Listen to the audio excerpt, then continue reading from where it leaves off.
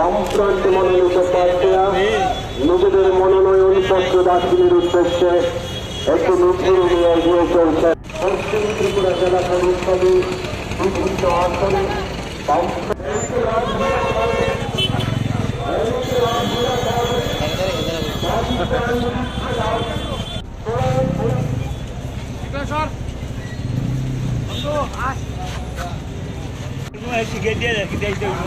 অসাধারণ ভোট তো ঠিকই ছাপ্পান্ন দৈত নবসর গন্ডলান পড়ছে।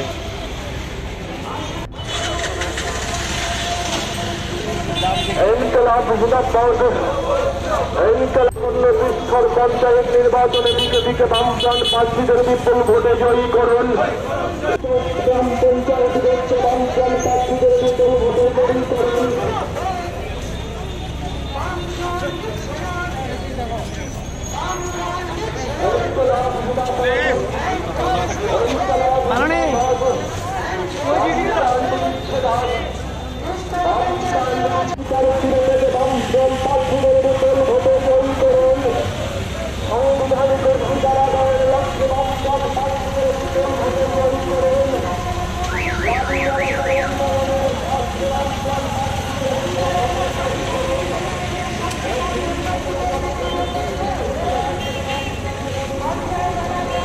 গ্রামের মানুষের গণতান্ত্রিক অধিকার ফিরে পেতে বামফ্রন্ট প্রার্থীদের উপরে ভোটে জয়ী করুন।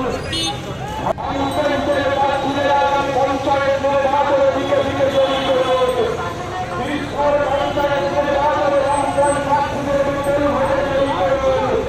পশ্চিম ত্রিপুরা জেলা পরিষদের বিভিন্ন আসনে বামফ্রন্ট প্রার্থীদের বিপুল ভোটে জয়ী করুন।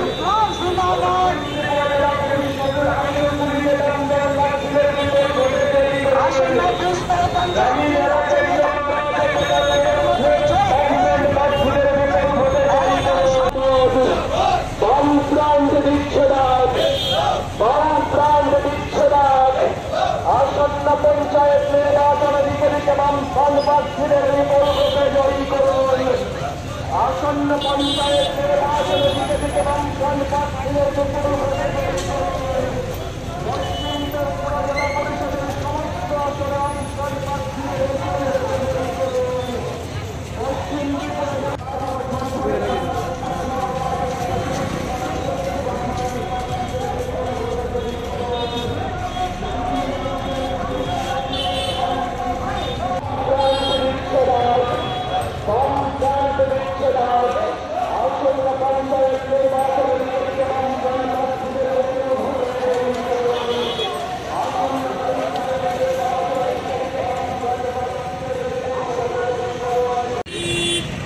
আমাদের জেলা পরিষদের প্রার্থীরা আজকে বামফ্রন্ট মনোনীত যারা প্রার্থী আছেন তারা আজকে মনোনয়নপত্র জমা দেবেন।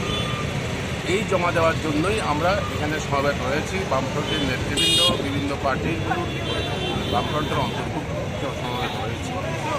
এবারকার নির্বাচন আমাদের জন্য খুবই গুরুত্বপূর্ণ, গোটা দেশের মানুষের জন্য, গ্রামের মানুষের জন্য তো অবশ্যই। কারণ কিছুদিন আগে হয়ে যাওয়া পার্লামেন্টের নির্বাচন বিজেপি বড় ধাক্কা খেয়েছে। মোদি আপকি বার 400 পার স্লোগান মুখ ঘষে দিয়েছে ভারতবর্ষের নির্বাচক মণ্ডলী। আমরা সেই নির্বাচক মণ্ডলীর কাছে কৃতজ্ঞ। এবং তারা কারা? তারা হচ্ছে সেই গ্রামীণ মানুষ। আমি একথা বলছি এই জন্য, গ্রামীণ ভারতে মোদি 159টা পার্লামেন্টের আসনে এবার তারা পরাজিত হয়েছে, 159টা আসনে। এবং এইরকম পরিস্থিতিতে গ্রাম জ্বলছে। মোদি তার যতই মুখ দেখানোর চেষ্টা করুক, আমরা দেখেছি যার জন্য পরবর্তী সময়তে দ্বিতীয় দফার পরে হিন্দু মুসলমান শুরু করেছে দাঙ্গা সৃষ্টি করার জন্য। যাই হোক, গ্রামীণ জনতা এবং সর্বোপরি ভারতবর্ষের সর্বাঙ্গীন মানুষ তারা কিন্তু এই উত্তেজনায় পাড়া দেয়নি, সাম্প্রদায়িক দাঙ্গায় পাড়া দেয়নি, তারা নির্বাচন করেছে। এবং দিল্লিতে বিজেপি আপকি বার 400 পারের জায়গাতে 240 আসনে গিয়ে ঠেকেছে, যেটা একক সংখ্যাগরিষ্ঠতা থেকে অনেক কম। যার ফলে নরেন্দ্র মোদীকে এনডিএ অ্যালায়েন্সের সঙ্গে মিলে সরকার করতে হয়েছে। এনডিএ অ্যালায়েন্সে যারা সরকার হয়েছে এই সরকার আবারও সেই একই অবস্থা। যেই স্লোগান দিয়েছিল, সেই স্লোগানের মূল কথা ছিল গ্রামের মানুষ, শহরের মানুষ, নিম্নবিত্ত, মধ্যবিত্ত, খেটে খাওয়া মানুষ তারা মরছে। নয়া অর্থনৈতিক নীতির যে চাকা, সেই চাকাতে পৃষ্ঠ হচ্ছে অসংখ্য বেকার গ্রামে শহরে, এবং সেই নীতিগুলো বিজেপি এনডি অ্যালায়েন্সের নামে সরকার করে নরেন্দ্র মোদী সেগুলোকে পুনরায় চালু করবে। একটা সুবিধা হয়েছে, আগের মতো স্কিম রোলার চালাতে পারবে না। সংবিধান সংশোধন করে ভারতবর্ষের সাম্প্রদায়িক চরিত্রকে নষ্ট করতে পারবে না। অসাম্প্রদায়িক ভারতবর্ষ ধর্মনিরপেক্ষ চরিত্র, এই চরিত্র নষ্ট করতে পারবে না, এবং ভারতবর্ষের আপামর জনসমষ্টি তার জন্য একমত। আমাদের রাজ্যে এই নির্বাচনে পশ্চিম ত্রিপুরার মানুষের কাছে, ত্রিপুরা রাজ্যের গ্রামীণ মানুষের কাছে আমাদের আবেদন, এখানে ডাবল ইঞ্জিনের সরকার চলছে। কি হচ্ছে গ্রামে? লুট লুট লুট। গ্রামের একটা শ্রেণী তৈরি হয়েছে যারা না করে কৃষিকাজ, না করে কৃষি শ্রমিকের কাজ, না করে দোকানদার দোকানের কাজ, না দোকান কর্মচারী, না শিক্ষক কর্মচারী, কোটি কোটি টাকা তারা বানাচ্ছে। এগুলো সবগুলো পঞ্চায়েত উন্নয়নের জন্য, গ্রামীণ মানুষের উন্নয়নের জন্য টাকা। এইভাবে একটা গ্রুপ তৈরি হয়েছে, এই গ্রুপকে পরাজিত করতে হবে। এবারকার নির্বাচন, পঞ্চায়েত নির্বাচন বিজেপি বনাম বামফ্রন্টের নির্বাচন না, ত্রিপুরার আপামর নাগরিক বনাম বিজেপিকে পরাজিত করা, লুটেরা বাহিনীকে পরাজিত করা। যারা বিজেপির সঙ্গে আছেন তাদেরকে অনুরোধ করব, লুটেরা বাহিনীদের হারান, আপনারাও সাহায্য করেন, জনগণের পঞ্চায়েত তৈরি করুক, তার জন্যই নির্বাচন। আচ্ছা, আপনারা কি একাই লড়াই করবে নাকি কংগ্রেসের সঙ্গে? আমরা কংগ্রেস তা কোনো দল না, বামফ্রন্ট এতটুকু পর্যন্ত ঐক্যবদ্ধ। বিজেপিকে পরাজিত করার জন্য যে কোনো ব্যক্তি যদি এগিয়ে আসে তাকেও সমর্থন করতে রাজি। এখনো কথা হয়নি কিছু? আমাদের কথাবার্তা চলছে, সমস্ত নির্দিষ্ট স্তরে হবে। নমিনেশন আজকের থেকেই শুরু হয়েছে। আমরা সমস্ত দিক থেকেই প্রস্তুতি নিয়েছি। জেলা পরিষদরা দিতে হবে জেলা শাসকদের কাছে। পশ্চিম জেলার যে আসন, সেই আসনে আমরা সর্বাধিক, সবটাই এক দুইটা হয়তো তাদের কাগজের একটু প্রবলেমের জন্য দেওয়া যাবে, নাহলে সবটাই আমরা আজকে সেখানে দেব।